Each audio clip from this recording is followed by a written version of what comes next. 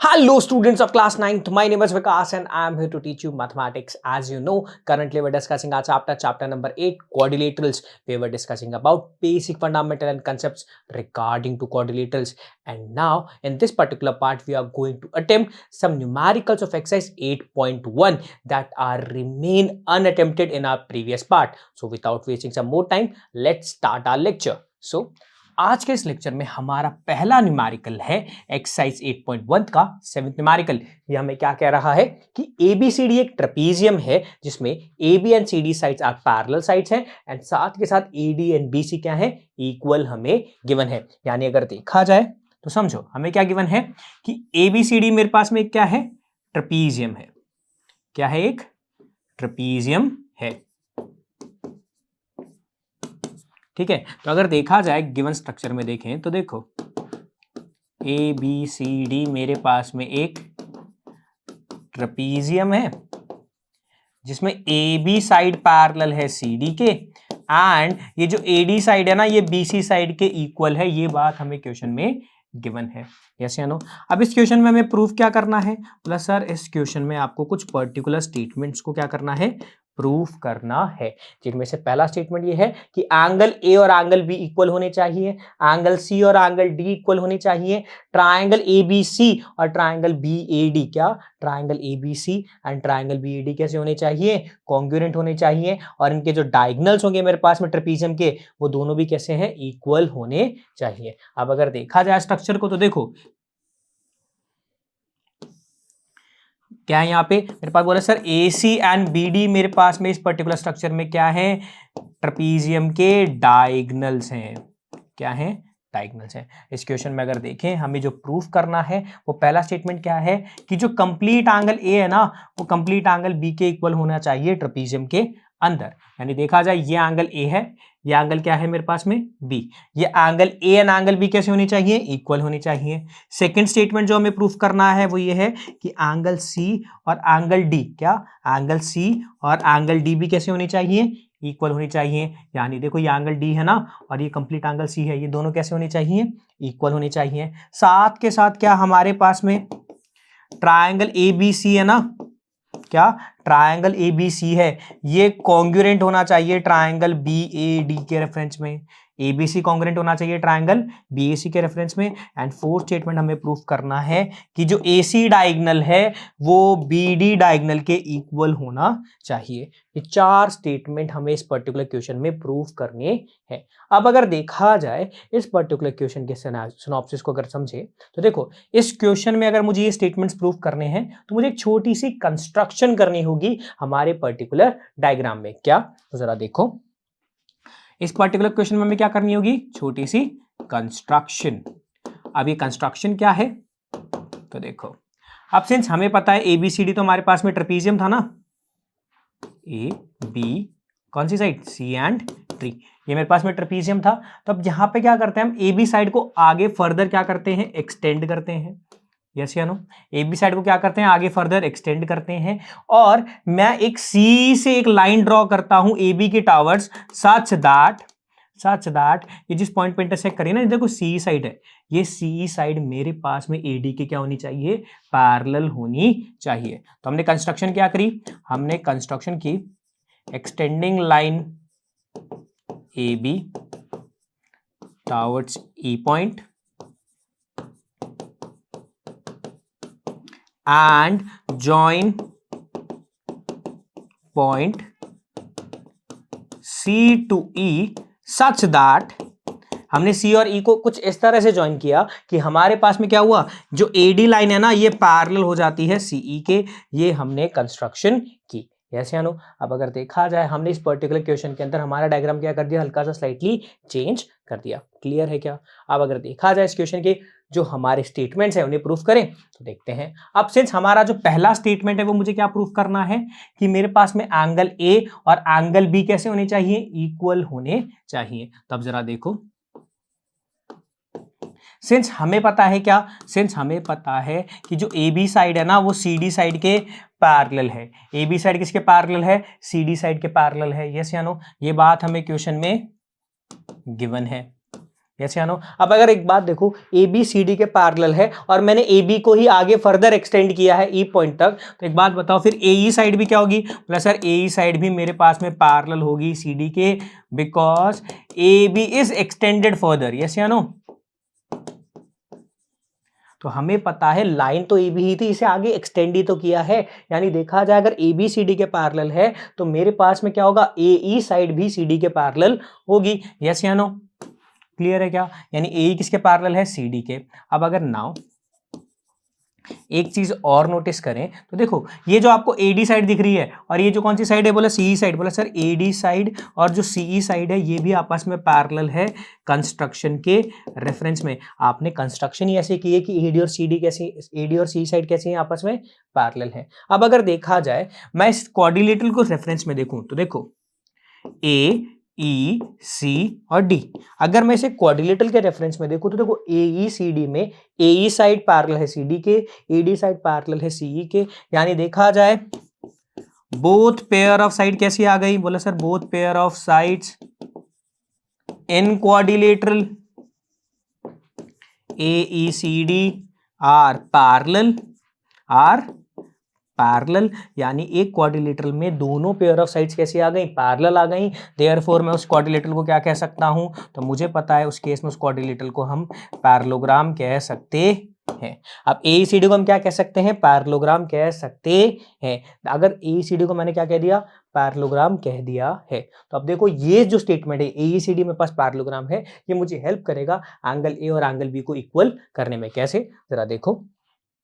Since अगर देखा जाए स्ट्रक्चर कुछ यूं था, प्लस सर हाँ आपके पास में A B C D, yes या नो, सी एंड ये पॉइंट था ई, यस या नो। अब अगर देखा जाए तो देखो नाउ ए ई सी डी मेरे पास में क्या है? बोला सर ए ई सी डी मेरे पास में पैरेललोग्राम है, ये बात हमने अभी प्रूफ की थी। अब सिंस हमें पता है कि अगर ये पैरेललोग्राम है तो हमें पता है कि पैरेललोग्राम की जो ऑपोजिट साइड्स होती हैं वो कैसी होती हैं? इक्वल होती हैं। दैट मींस मेरे पास में एडी की जो साइड होगी वो किसकी इक्वल होगी? बोला सर वो सी साइड की इक्वल होगी। यस या नो? एडी की साइड किसके इक्वल है? बोला सर सी साइड के इक्वल होगी। क्यों? सिंस हमें पता है कि opposite sides of a parallelogram क्या होती है? Opposite sides of a parallelogram are equal. Yes या नो? साथ के साथ हमें क्या गिवन है कि जो एडी साइड है, एडी साइड किसके इक्वल गिवन है? बोला सर एडी साइड हमारे पास में बीसी साइड के इक्वल गिवन है हमें क्वेश्चन के अंदर, यानी ये हमारे पास में गिवन स्टेटमेंट है। अब अगर देखें एडी सी के भी इक्वल है, एडी बीसी के भी इक्वल है, यानी देखा जाए एडी सी के इक्वल है, यानी देखा जाए सी बी एडी के इक्वल है, बीसी भी एडी के इक्वल है। देयरफॉर मैं क्या कह सकता हूं कि देखो एडी जो साइड है मेरे पास में क्या है? एक ऐसी इक्वल साइड है जो सी के भी इक्वल है और जो बीसी के भी इक्वल है। That means CE and BC sides कैसी हुई? बोला sir C and BC sides भी आपस में इक्वल होंगी। यस या नो? अब अगर देखा जाए, अब यहां से नोटिस करें तो देखो ट्राइंगल आपको दिख रहा है। बोला सर इन ट्राइंगल CBE, कौन से ट्राइंगल में? CBE में BC जो साइड है क्या है? ये जो BC साइड है ये किसके इक्वल है? बोला सर ये मेरे पास में CE साइड के इक्वल है, ये बात अभी हमने प्रूफ की थी। यस या नो? BC और CE साइड्स कैसी हैं? आपस में इक्वल हैं। एक बात बताओ, एक ट्राइंगल में दो ऑपोजिट साइड्स इक्वल होती हैं तो उनके रेफरेंस में बनने वाले ऑपोजिट एंगल्स भी कैसे होंगे? इक्वल होंगे। दैट मींस एंगल CBE और कौन से angle? Angle CEB, angle CEB और CBE, ये दोनों एंगल्स कैसे होंगे? इक्वल होंगे। क्यों? If opposite sides of a triangle are equal then angle opposite to them are also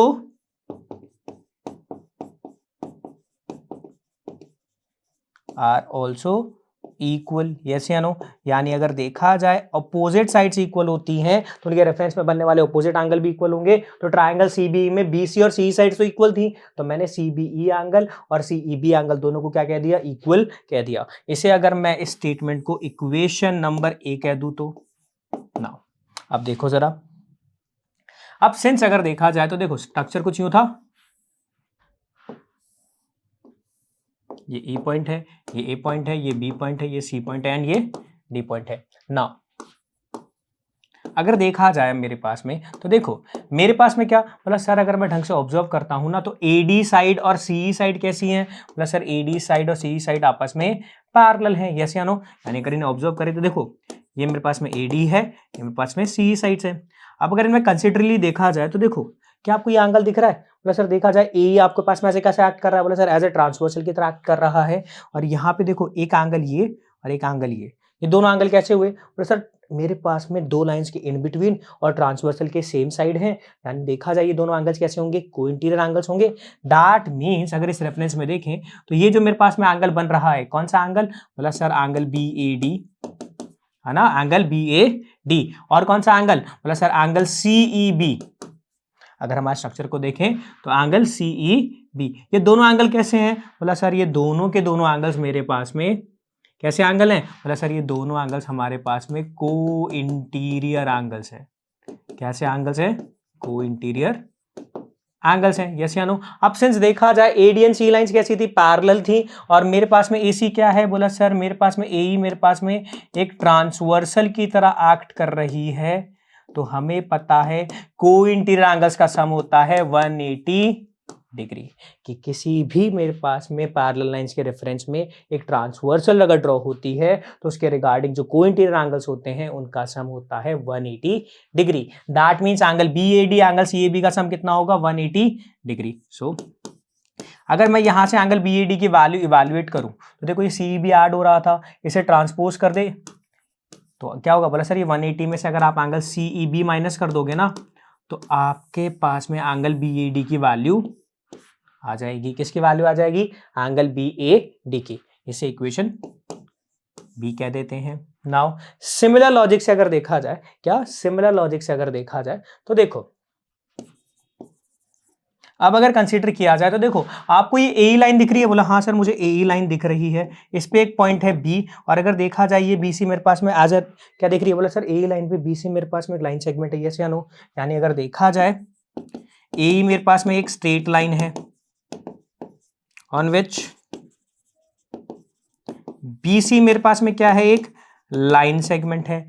अब देखो जैसे ही BC लाइन सेगमेंट इस पे आती है तो A लाइन के पास जो होती है ना, मेरे पास में A स्ट्रेट लाइन थी, यहाँ पे मेरे पास में दो एंगल्स बनने लगते हैं। कौन से एंगल? बोला सर एक एंगल ABC और एक एंगल CBE, यस या नो? यानी देखा जाए एक एंगल ABC और एक कौन सा एंगल? बोला सर एक एंगल CBE। ये दो एंगल्स मेरे पास में बनते हैं। अब अगर नोटिस करा जाए तो देखो सर एक स्ट्रेट लाइन पे बनने वाले दो एडजेसेंट एंगल्स, दो नेबरिंग एंगल्स क्या होते हैं? बोला सर ये तो लीनियर पेयर होते हैं, यानी इनका सम कितना होगा? बोला सर इनका सम होगा 180 डिग्री। क्यों? क्योंकि ये लीनियर पेयर हैं। क्या है? लीनियर पेयर है। क्लियर है क्या? यानी देखा जाए एबीसी प्लस एंगल सीबीई की वैल्यू कितनी है? 180 डिग्री। अब अगर मैं यहां से एंगल एबीसी की वैल्यू इवैल्यूएट करूं, किसकी वैल्यू इवैल्यूएट करूं? एंगल एबीसी की। तो एंगल एबीसी की वैल्यू कितनी होगी? बोला सर एंगल एबीसी की वैल्यू होगी मेरे पास में 180 डिग्री सब्ट्रैक्टेड टू कितना? 180 डिग्री में से कितना सब्ट्रैक्ट करना है? बोला सर एंगल मेरे पास में होगा सीबीई।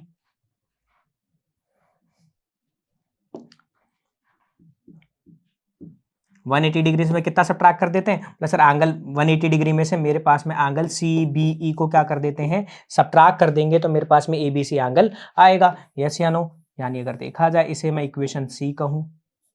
क्या कहूं? इक्वेशन C कहूं। क्लियर है क्या? यानी अब अगर देखा जाए स्ट्रक्चर में ABC की वैल्यू मेरे पास में कितनी आई? बोला सर 180 माइनस एंगल CBE। और एंगल BAD की वैल्यू कितनी आई? बोला सर एंगल BAD की वैल्यू मेरे पास में आई 180 माइनस एंगल CEP, यस या नो? अब अगर देखा जाए तो जरा समझो,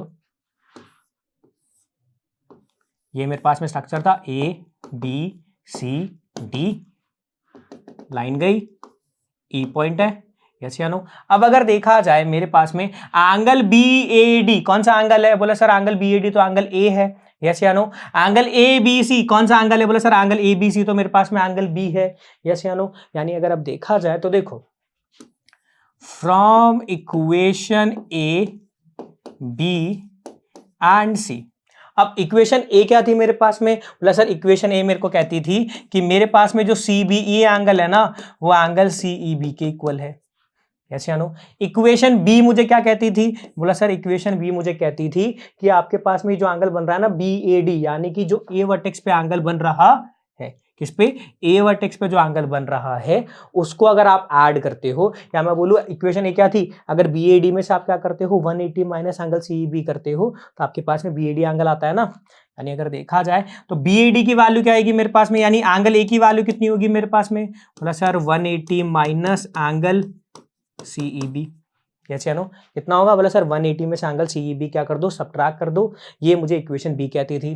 सिमिलरली इक्वेशन सी की बात करें तो इक्वेशन सी मुझे क्या कहती थी, बोला सर इक्वेशन सी मुझे कहती थी कि देखो ये आपके पास में एंगल बी दिख रहा है ना, यानी बात करें एंगल ABC की, इसका मतलब एंगल बी होगा, ऐसे है नो। तो ये जो आपके पास में एंगल बी है ना, इसकी वैल्यू आपके पास में है 180 डिग्री माइनस एंगल CBE की, ऐसे है नो। ये हमें इक्वेशन सी कहती है। क्लियर है क्या? अब अगर ढंग से ऑब्जर्व करें नाउ, अगर मैं दोनों को ढंग से ऑब्जर्व करूं, इक्वेशन बी एंड सी और इन तीनों के रेफरेंस में अगर मैं ढंग से नोटिस करूं तो देखो CBE और CEB कैसे हैं, इक्वल है। यानी देखो मैं CEB को रिप्लेस करके CBE लिख सकता हूं क्या इक्वेशन बी में, बोला हाँ सर लिख सकते हो। दैट मीन्स एंगल 180 डिग्री में से कितना सबट्रैक्ट कर दें, बोला सर एंगल CBE सबट्रैक्ट कर दो। कितना सबट्रैक्ट कर दो, CBE सबट्रैक्ट कर दोगे तो आपके पास में क्या आ जाएगा, एंगल ए की वैल्यू आएगी। क्यों? क्योंकि सर CEB और CBE की दोनों की वैल्यू तो सेम है, तो आप यहाँ पे CEB की रिप्लेस में CBE भी लिख सकते हो। सिमिलरली अगर देखा जाए तो देखो एंगल बी की वैल्यू क्या है, 180 माइनस CBE है ना, तो इसे हम क्या लिख सकते हैं, बोला सर 180 माइनस, सिंस CBE की वैल्यू CEB के इक्वल है तो मैं इसको रिप्लेस करके CEB एंगल लिख सकता हूं। यानी अगर देखा जाए तो देखो एंगल ए भी 180 माइनस CEB है और एंगल बी भी 180 माइनस CEB है, यस या नो। यानी अगर देखा जाए दैट मीन्स मेरे पास में क्या होगा, एंगल ए और एंगल बी कैसे हुए, इक्वल हुए। क्लियर है क्या? क्योंकि देखा जाए 180 माइनस CEB एंगल ए है, 180 माइनस CEB एंगल बी है, यस या नो। यानी अगर देखा जाए इन तीनों इक्वेशन के रेफरेंस में मैंने क्या कह दिया कि एंगल ए और एंगल बी कैसे हैं, इक्वल है। और यही बात मेरे पास में इस पर्टिकुलर इक्वेशन का पहला स्टेटमेंट है जो मुझे प्रूफ करना था। क्लियर है क्या? क्या ये बात समझ में आई? ठीक है। अब अगर देखा जाए इस क्वेश्चन के रेफरेंस में जो सेकंड स्टेटमेंट मुझे प्रूफ करना है वो क्या है कि एंगल सी और एंगल डी भी कैसे हैं, इक्वल है। क्या कि जो मेरे पास में एंगल सी है ना और ये एंगल डी है, ये दोनों भी कैसे होने चाहिए, हमारे पास में इक्वल होने चाहिए। सेंस इन्हें प्रूफ करें।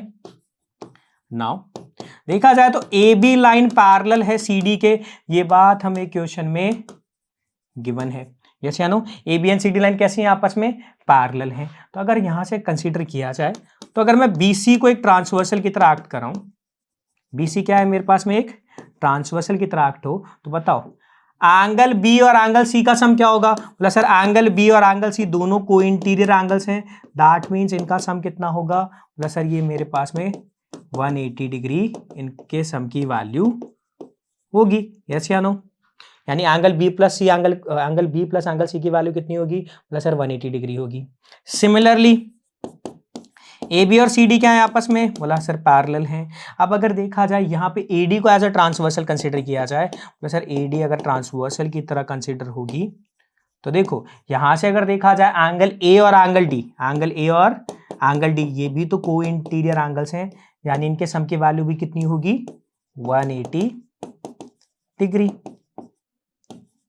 अब अगर नोटिस किया जाए तो देखो angle B plus angle C की वैल्यू 180 डिग्री है, angle A plus angle D की वैल्यू भी कितनी है, 180 डिग्री है। अब अगर देखा इक्वेशन क्या कहूं, ई कहूं, इसे इक्वेशन एफ कहूं, यस या नो। अब अगर देखें तो from equation E and F, equation E क्या कहती थी मुझे, प्लस सर इक्वेशन ई मुझे कहती है कि मेरे पास में angle B plus angle C की वैल्यू कितनी है, 180 डिग्री, यस या नो। यानी angle B plus angle C की जो वैल्यू है वो 180 डिग्री है। अब यहां से अगर मैं एंगल सी की वैल्यू इवैल्यूएट करूं तो क्या होगी, बोला सर एंगल सी की वैल्यू होगी मेरे पास में 180 degree minus angle B, yes या नो। क्या मैं कह सकता हूं। सिमिलरली इक्वेशन एफ मुझे क्या कहती है ना सर, इक्वेशन एफ मुझे कहती है कि angle A plus angle D का जो सम है ना वो 180 डिग्री है। अब अगर मैं यहां से एंगल डी की वैल्यू इवैल्यूएट करूं तो क्या होगी, ना सर वो होगी मेरे पास में 180 degree minus angle A, yes या नो। अब अगर देखा जाए तो देखो इन दोनों स्टेटमेंट को ढंग से ऑब्जर्व करो। सी की वैल्यू क्या है 180 माइनस बी, डी की वैल्यू क्या है 180 माइनस ए, यस या नो। अब सेंस हमने अभी प्रूव किया था क्या प्रूफ किया था? बोला सर एंगल ए और एंगल बी आपस में इक्वल हैं। क्या है? एंगल ए और एंगल बी आपस में इक्वल हैं। ये बात हमने अभी प्रूफ की थी। अब सिंस ये बात हमने अभी प्रूफ की थी, यस या नो, कि एंगल ए और एंगल बी इक्वल हैं, तो एक चीज ऑब्जर्व करो। देखो एंगल सी की वैल्यू क्या थी? बोला सर 180 माइनस एंगल बी था। अब बी और ए तो इक्वल है ना, तो मैं बी को रिप्लेस करके क्या लिख सकता हूं? बोला सर आप इसे बी को रिप्लेस करके एंगल ए लिख सकते हो।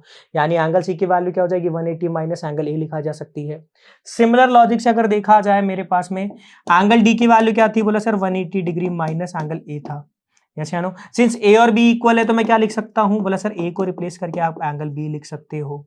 यस या नो? यानी अगर देखा जाए तो देखो 180 माइनस बी, और देखो 180 माइनस बी एंगल सी की वैल्यू है, और 180 माइनस बी एंगल डी की भी वैल्यू है।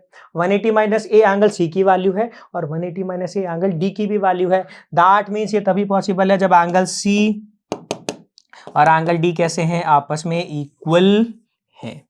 क्या है? ये आपस में इक्वल है। इसी के साथ हमने क्या कर दिया? हमारे पर्टिकुलर क्वेश्चन का सेकंड स्टेटमेंट भी प्रूफ कर दिया।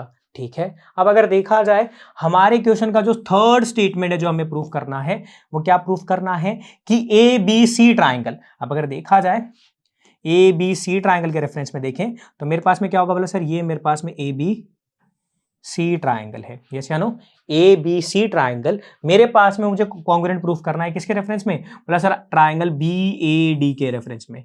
यानी ये ट्राइंगल बी ए डी के रेफरेंस में। अगर इसे मैं सिंपली बनाऊं तो देखो ये है मेरे पास में बी ए डी ट्राइंगल, और इसी बेसिस पे देखा जाए तो ये मेरे पास में क्या है? Sir A B C triangle. Yes या नो?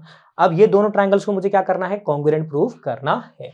देखो in triangle A B C and triangle B A D, ये दो ट्राइंगल है ना, triangle A B C and triangle B A D. अब इन दोनों ट्राइंगल को क्या करते हैं? हम कंपेयर करते हैं, तो हमें क्या देखने को मिलेगा? बोला सर ए बी सी और बी ए डी को अगर आपस में कंपेयर करें तो देखो इन दोनों ट्राइंगल में मेरे पास में ए बी साइड है ना, ए बी जो साइड है वो कैसी है? बोला सर कॉमन है। सिंस अगर ये कॉरेस्पॉन्डिंग हेड के नेम से रेफरेंस देखे तो ए बी, तो यहाँ पे नाम क्या होगा? बोला सर बी है, बट साइड तो वही है ना, तो साइड कैसी है ये? बोला सर इन दोनों साइड में ए बी साइड मेरे पास में कॉमन साइड है। साथ के साथ अगर देखा जाए तो सर देखो मेरे पास में ट्राइंगल ए बी डी में एंगल ए आता है पूरा। यस या नो? और मेरे पास में कौन सा ट्राइंगल? बोला ट्राइंगल ए बी सी में मेरे पास में पूरा एंगल सी आता है। यस या नो? और अभी हमने प्रूफ किया था कि एंगल ए और एंगल बी कैसे हैं? इक्वल हैं। Proved above. क्लियर है क्या? एंगल ए और एंगल बी क्या है हमारे पास में? इक्वल है, और ये स्टेटमेंट मैं प्रूव कर चुका हूं। अब अगर देखा जाए मेरे पास में triangle A B C and triangle B A D, इन दोनों ट्राइंगल में अगर मैं ऑब्जर्व करता हूं तो बी ए डी ट्राइंगल में तो ए डी साइड आ रही है, और ए बी सी ट्राइंगल में बी सी साइड आ रही है। और अगर देखा जाए ए बी सी से बी सी साइड और बी ए डी से मेरे पास में ए डी साइड, अगर देखा जाए बी सी और ए डी साइड तो इक्वल है। ये बात हमें क्वेश्चन में गिवन है। यस या नो? क्लियर है क्या? अब अगर देखा जाए तो इस रेफरेंस में मेरे पास में क्या हुआ? बोला सर दो ट्राइंगल्स हैं, इनके रेफरेंस में तीन कॉरेस्पॉन्डिंग साइड्स आपस में इक्वल हैं, तो मैं क्या कह सकता हूं कि जो ट्राइंगल ए बी सी है ना, वो कॉन्ग्रुएंट होगा ट्राइंगल बी ए डी से। क्यों? बोला सर ये मेरे पास में एसएएस कॉन्ग्रुएंसी रूल को फुलफिल कर रहे हैं। यस या नो? देखो दो साइड और एक उनके इन बिटवीन बनने वाला एंगल मेरे पास में एक ट्राइंगल से दूसरे ट्राइंगल के कॉरेस्पॉन्डिंग साइड के रिगार्डिंग दो साइड और उनके इन बिटवीन बनने वाला एंगल के इक्वल है। दैट मींस ये एसएएस कॉन्ग्रुएंसी रूल का क्राइटेरिया फुलफिल कर रहे हैं। So ABC triangle and BAD triangles आपस में कैसे होंगे? कॉन्ग्रुएंट होंगे। ये बात हमने प्रूफ कर दी। क्लियर है क्या? यानी अगर देखा जाए जो हमारा पर्टिकुलर क्वेश्चन है उसका थर्ड स्टेटमेंट भी क्या हुआ? प्रूफ हुआ।